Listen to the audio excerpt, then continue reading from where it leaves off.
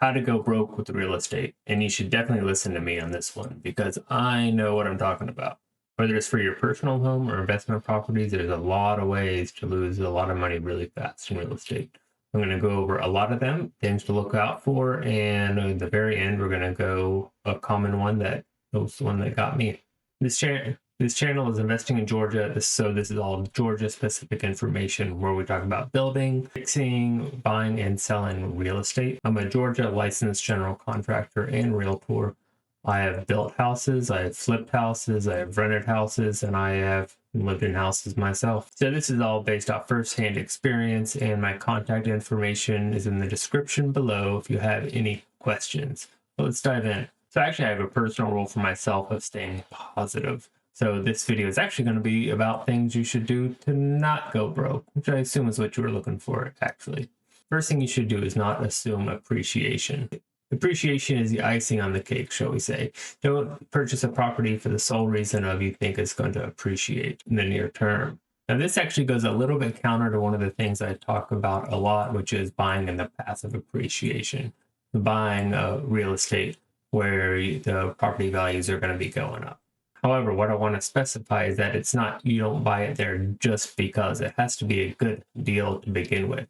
If it's not a good deal to begin with, buying in the path of appreciation is not going to help you out very much. If you are doing renovations on a property, you need to understand the risks of construction and do not cut any corners. There are a million things that can go wrong on a construction site.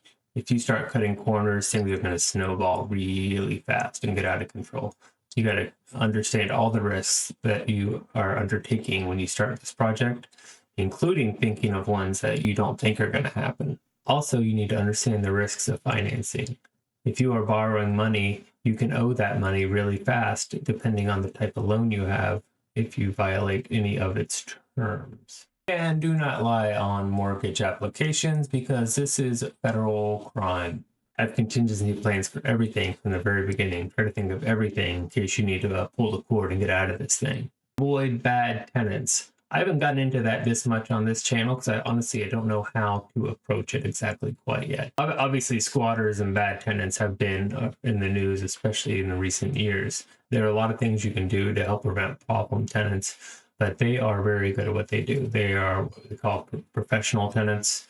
They'll have fake social security numbers, fake addresses, fake names, fake jobs, fake references, everything. So you gotta really watch out what you're doing with them. You also need to stay focused on your core competency.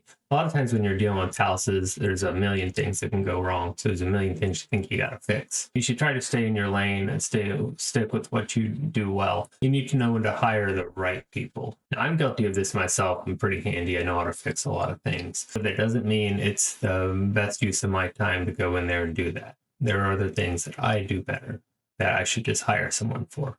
You need to stay up to date on road widenings, etc., any plans that are coming up. Or you could be like me on my first flip property where I bought the house, did the full renovation, and right when I went to put it on the market, they started a road widening project that significantly decreased the value of my property. Cash flow. This is actually the #1 reason most businesses fail, and the reason my previous one did. Real estate can require a lot of money sometimes, and a lot of times it just seems to go out and out and out, and you don't get anything back. Even if you do everything else right, there's one or two problems that inopportune times can bring it all tumbling down.